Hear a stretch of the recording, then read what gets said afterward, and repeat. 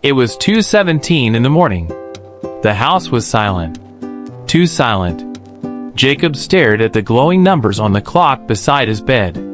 2:17 a.m. Again. This had been happening every night for 2 weeks. Same time. Same feeling. And the same strange sound coming from downstairs. Whispers. Not loud. Not clear. But definitely voices. Jacob sat up slowly. His heart began to pound. Maybe it was the TV. Maybe the neighbors. Maybe his imagination. But deep down, he knew something wasn't right. Because Jacob lived alone. Or at least, he thought he did. 3 months earlier, Jacob's life had collapsed. His wife left. His business failed. And the house, that once felt warm, suddenly felt empty. Every room echoed with memories. The laughter. The arguments. The silence that followed. So when the whispers started, Jacob tried to ignore them. The first night, he blamed the wind. The second night, he blamed the old pipes.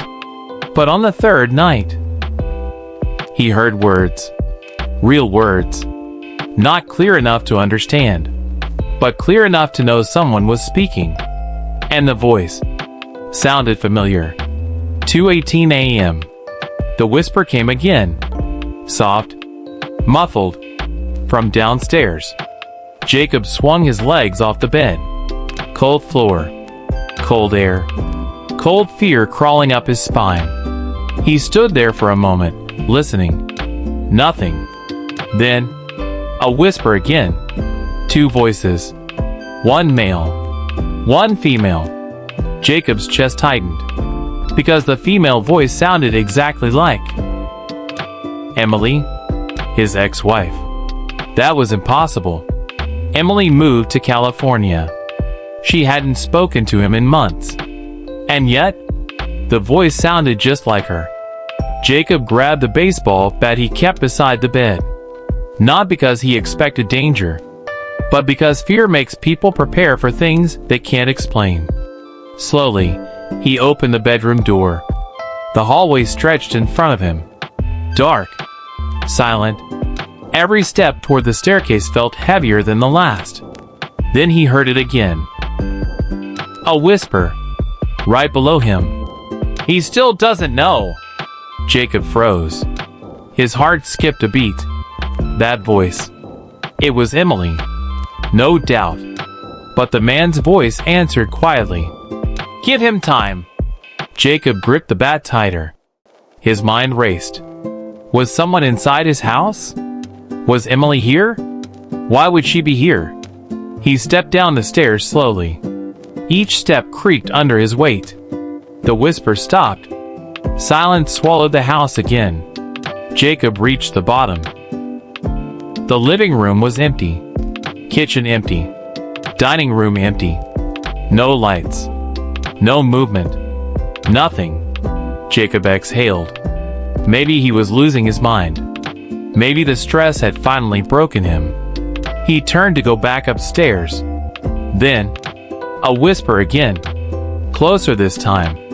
From the hallway near the basement door. He's getting closer! Jacob's heart slammed against his chest. He walked toward the basement door. The whisper stopped again. He placed his hand on the handle. Cold metal. His fingers trembled. Because Jacob hadn't opened that basement in years. Not since the night everything changed. 3 years ago. That basement held a secret. A secret Jacob tried to bury. A secret he never told anyone. Not even Emily. Especially not Emily. He shook his head. No. That was impossible. No one knew about that. No one. Yet the voices sounded like they did. Jacob slowly opened the basement door. The old wooden steps creaked as he stepped down. Dust floated in the air. The faint smell of damp concrete filled his lungs.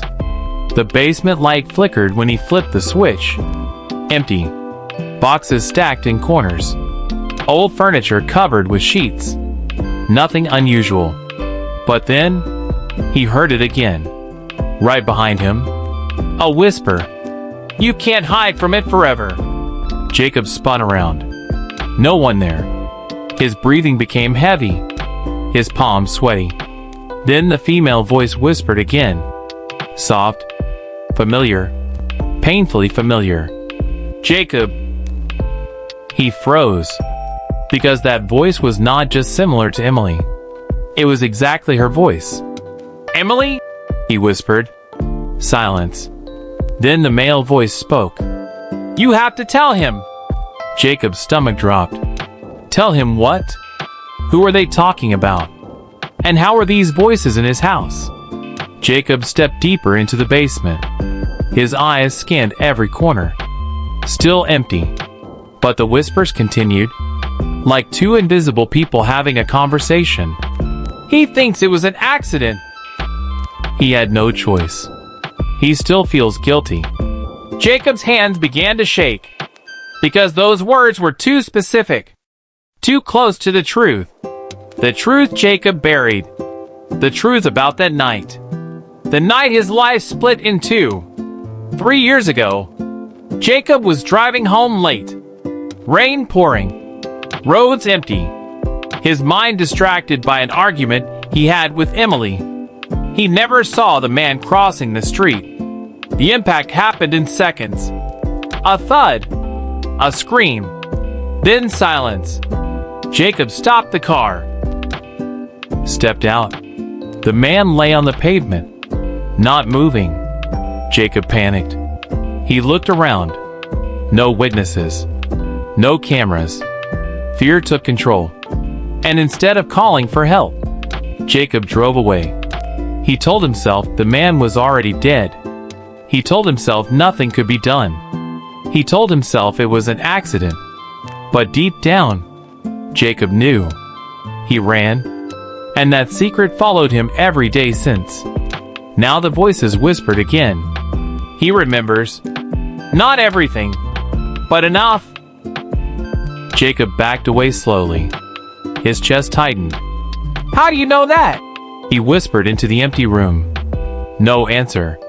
Then suddenly, a soft sound behind him. Jacob turned.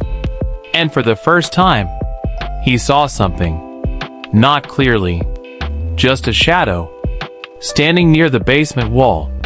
The shape looked human. But it flickered like smoke. Jacob's throat went dry. "Who's there?" he asked. The shadow didn't move. But the female voice spoke again. "You already know." Jacob's heart nearly stopped, because the shadow slowly changed shape, and the face forming in the darkness looked exactly like the man from that night. Jacob stumbled backward. "This isn't real," he whispered. The male voice answered calmly. "It's very real." Jacob shook his head violently. "No, I'm dreaming. You're remembering." The shadow stepped forward slightly. Still blurry. Still ghost-like. But the eyes were clear. And they looked directly at Jacob. "You left me there," the voice said. Jacob collapsed against the wall. "I panicked. You ran. I was scared. You chose yourself." Jacob's eyes filled with tears. "I'm sorry." Silence filled the basement. Heavy. Uncomfortable. Then the female voice spoke again. And this time, it wasn't coming from nowhere. Jacob slowly turned his head. And there, near the staircase, a second shadow stood. Shaped like a woman. Her voice soft. Sad. "Jacob." His breath stopped. Because that shadow looked like Emily. "What is this?" Jacob whispered. The male shadow answered. "The conversation you've been avoiding." Jacob's mind struggled to understand. "You're not real. We're your truth." The basement suddenly felt colder. The shadows grew clearer.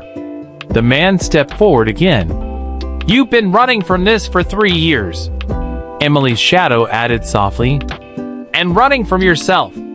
Jacob buried his face in his hands. "I can't change what happened." "No, the man said. But you can face it. Jacob looked up slowly. What do you want from me? The answer came immediately. Truth. Jacob's stomach twisted. You want me to go to the police? The shadow nodded. You want peace? Jacob laughed bitterly. There's no peace for people like me. Emily's voice answered quietly. There is, when you stop hiding. Jacob's eyes filled with tears.